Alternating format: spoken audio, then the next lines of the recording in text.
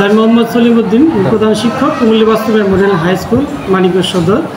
এই কুমিল্লা বাস্তবায়ন হাই স্কুলটি মানিকগঞ্জ সদরের হাটিপাড়া ইউনিয়নের সর্বদক্ষিণে অবস্থিত। এর একটা গ্রামে খুব অবহেলিত এলাকায় বিদ্যালয়টা প্রতিষ্ঠা করেন অত এলাকার কৃতি সন্তান ইঞ্জিনিয়ার মোশাররফ হোসেন।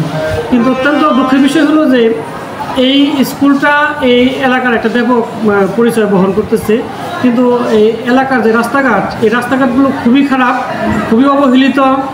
বিগত সময়ে যারাই ছিল আমাদের দায়িত্বে ছিলেন আর কি, তারা এই রাস্তাগুলোর দিকে নজর দিচ্ছেন না। আমি তাই সকল স্তরের নেতৃবৃন্দ এবং নতুন কর্তৃপক্ষ অনুরোধ করব যে কুমিল্লা এলাকার রাস্তাঘাটগুলো এগুলো একটু নজর দেওয়ার জন্য, বিশেষ করে বরুণী থেকে কুমিল্লা পর্যন্ত যে রাস্তাটা, এই রাস্তাটা খুবই অবহেলিত। এখানে প্রায় আমার বিদ্যালয়ে 450 জন শিক্ষার্থী অধ্যয়ন করে। উত্তর পাশ থেকে এই রাস্তা দিয়ে প্রায় 300 জন শিক্ষার্থী যাতায়াত করে। তাদের রাস্তাকে তাদের জন্য, তাদের চলাচলের সুবিধার জন্য এই রাস্তাটা দ্রুত গতিতে মেরামত করা দরকার।